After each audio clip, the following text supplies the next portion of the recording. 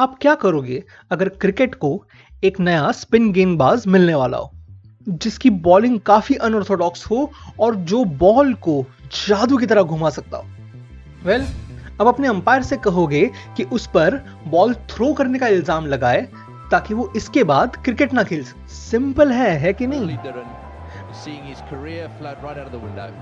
But फिर अगर ICC उस पर पूरी इन्वेस्टिगेशन करे, पूरी जांच करे और कहे कि उसकी बॉलिंग एक्शन कंप्लीटली नॉर्मल है, उसमें कोई भी गलती नहीं है, तो आप क्या करोगे?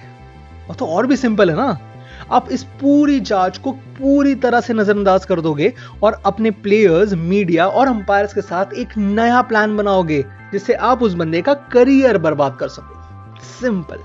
वेल, सिंपल नहीं है, बट ठीक ये करने की कोशिश की थी ऑस्ट्रेलियन क्रिकेट बोर्ड ने मुथैया मुरलीधरन के साथ।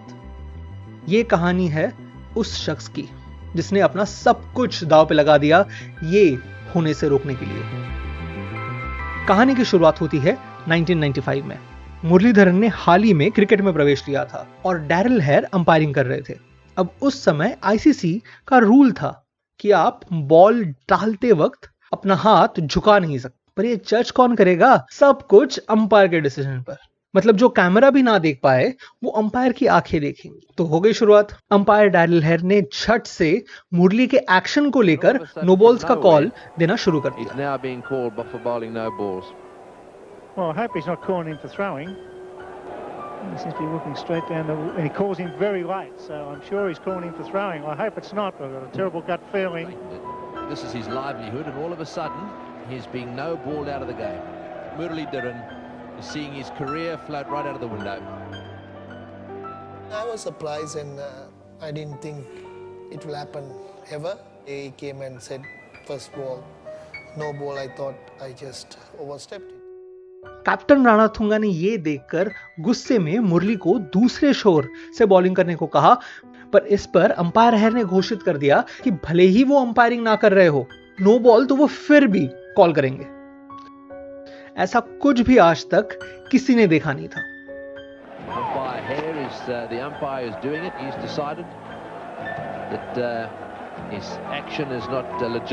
मैच खत्म होते ही श्रीलंकन प्लेयर्स ने मांग की कि वो अंपायर हेयर के साथ बैठे और इसके बारे में बात करे।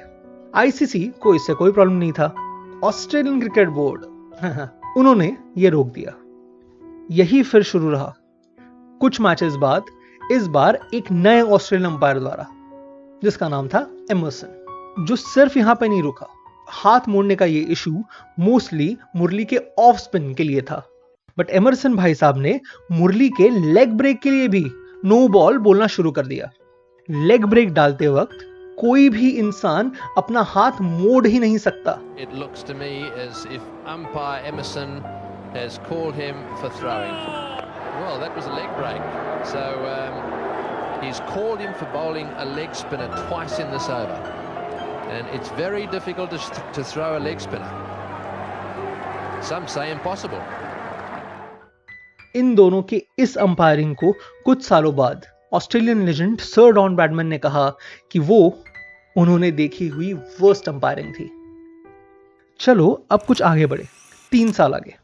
इस पॉइंट तक मुरली आईसीसी के साथ मिलकर अपनी बॉलिंग एक्शन की पूरी जांच कर चुका था और इस पर आईसीसी का कहना था कि मुरली की एक्शन कंप्लीटली लीगल है। बट आईसीसी को क्या पता, ऑस्ट्रेलियन ज्यादा अच्छा जानते, इसलिए उन्होंने चीजें अपनी हाथों में लेने की ठान ली। जल्दी ही ऑस्ट्रेलियन ट्राई नेशन सीरीज शुरू होने वाली थी, जिसमें ऑस्ट्रेलिया, इंग्लैंड और श्रीलंका तीनों भिड़ने वाले थे। इस पूरे सीरीज में ऑस्ट्रेलियन क्रिकेट बोर्ड के बहुत सारे मेंबर्स मीडिया के सामने मुरली को चकर और रणथुंगा को जंगली इस उपमा से बुला रहे थे। हर दिन मीडिया में नए नए आर्टिकल्स छपते कि कैसे ये दोनों मिलकर क्रिकेट को बर्बाद कर रहा है। और फाइनली 8वीं मैच के पहले इंग्लैंड के खिलाफ खेली जाने वाली थी और जिसके अंपायर थे अंपायर एमरसन। हाँ, वो एमरसन जिन्होंने कुछ साल बाद पब्लिकली स्टेटमेंट किया कि उनको लगता है एशियंस के पास ना क्रिकेट में बहुत ज्यादा पावर है। उस एमरसन को ऑस्ट्रेलियन क्रिकेट बोर्ड में बुलाया गया और उनको साफ साफ कहा गया, इस मैच में पहले सेट किए हुए स्टैंडर्ड्स फॉलो करने चाहिए. But with Merriman telling me, you know, he expected me to do it, encouraging me to do it. He didn't direct me to do it. Encouraged me to do it is how I put it. I had no doubt that the Australian Cricket Board expected and probably wanted him to be called. मतलब इस match में ICC ने की हुई inquiry के बावजूद जाइए और उसे बर्बाद कर दीजिए. और वही हुआ. एमर्सन स्क्वायर लेग पे खड़े हुए और उन्होंने कॉल दिया नो बॉल का. No ball called from square leg. बस अब आग लगनी थी. मुरली और श्रीलंकन टीम बहुत सालों से इसी बदनामी का शिकार थी और इस बार आईसीसी के रूल के बावजूद ऐसी अंपायरिंग. अर्जुन रणतुंगा श्रीलंका के कप्तान, उनका सबर का बांध टूट गया. Take him off here because I think the law or the playing condition says that if he bowls two, if he calls him twice, he then has to take him out of the attack. So it's happened, and Arjuna is right in there. वो सीधा जाकर umpire से भिड़ गए. झगड़ते, उन पर इल्जाम लगाते हुए वो बार बार कहते रहे कि आईसीसी ने ये रूलिंग दी है. Officials who made the decision, all but two of them are experienced international players, and here we have a man who is standing there and telling us that the ICC throwing committee don't know what they're talking about, but he does. But umpire Emerson, जिनको ACB ने बढ़ावा दिया था, वो कहां पीछे हटने वाले थे. रणतुंगा ने एक बार फिर अंपायर्स की ओर देखा, इंग्लिश प्लेयर्स को बाय कहा और अपने टीम को लिए वो ग्राउंड के बाहर जाने लगे. ये सबकी अपेक्षाओं से परे था. किसी को भी ये नहीं लगा था रणतुंगा इतने जल्दी सारे प्लेयर्स को निकाल लेगा. I'd say this game has been conceded. I don't blame Arjuna. Arjuna Ranatunga is exactly right. I think umpire Emerson is saying that he knows more than everyone else playing the game. Umpires all around the world are happy with what that young man has done. This man here doesn't say anything in the first over. I think it's bizarre. One man's moment of glory. Match referee को भागकर नीचे आना पड़ा players को game छोड़ने से रोकने के लिए. झट से फोन मिलाए गए, एक और श्रीलंकन बोर्ड की तरफ और दूसरी ओर ऑस्ट्रेलियन क्रिकेट बोर्ड की तरफ. और दोनों में हुए वार्तालाप के बाद ये अनऑफिशियल निर्णय लिया गया कि मुरली अब से सिर्फ लेग ब्रेक डालेगा और अंपायर एमर्सन इसके बाद एक्शन के लिए नो बॉल का कॉल नहीं देंगे. पर श्रीलंकन कप्तान को यह मंजूर नहीं था. उन्होंने मुरली को साफ साफ कहा कि तुमको जैसी बॉलिंग करनी है वैसी बॉलिंग करना, मैं देखता हूं तुम्हें कौन रोकता है. और मुरली ने बॉलिंग की. सालों साल ऑस्ट्रेलियन मीडिया द्वारा जंगली बुलाए जाने के बाद उसने भी निर्णय लिया था कि अब मैं आपको दिखाऊंगा कि एक जंगली इंसान होता कैसा है. कप्तान रणतुंगा ने बेझिझक मुरली को एमरसन के छोर से बॉलिंग करने को कही, मानो उन्हें चैलेंज कर रहे हो कि आप कुछ करके तो देखो. एमरसन ये सहन नहीं कर पाए और क्योंकि वो नो बॉल का इशू नहीं बना सकते थे, उन्होंने मुरली के स्टार्टिंग मार्क पे इशू बना दिया, ये कहकर कि वो विकेट के बहुत पास से बॉलिंग कर रहा है.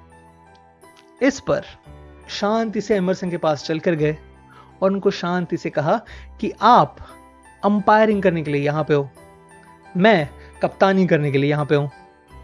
मेरा बॉलर जैसे मर्जी वैसे बॉल डालेगा, आप अपना काम करो. इस गर्मा गर्मी में जब तक ये मैच खत्म हुई, दोनों क्रिकेट बोर्ड्स एक दूसरे के गले पे चढ़े हुए थे. रणतुंगा को 6 मैचेस का सस्पेंडेड सेंटेंस और 75% मैच फीस की पनिशमेंट हुई. और ऑस्ट्रेलियन क्रिकेट बोर्ड मुरली को भी इसमें लाना चाहते थे. ये सब होने के बावजूद कैप्टन रणतुंगा से उसके बाद जब पूछा गया कि क्या उनको मुरली को उस मैच के लिए रेस्ट करना चाहिए था, इस पर उन्होंने सीधा जवाब दिया, पूरे दुनिया को उसके बॉलिंग से कोई प्रॉब्लम नहीं है, तो मैं एक दो अंपायर से क्यों डरूं भाई. इस तरह से एक कप्तान निडर खड़ा रहा अपने टीम के एक नए युवक को बचाने के लिए. उसी युवक ने जिसने आगे जाके श्रीलंकाई टीम को एक नई ऊंचाई पे पहुंचाया. उसी युवक ने जिसने क्रिकेट में सबसे ज्यादा विकेट्स लेने का इतिहास बनाया, जिसने उस दिन सब कुछ होने के बावजूद उस मैच के विनिंग रन्स मारे थे। ये थी कहानी उस दिन की जिस दिन कप्तान रणतुंगा ने मुरली का करियर बचाया था।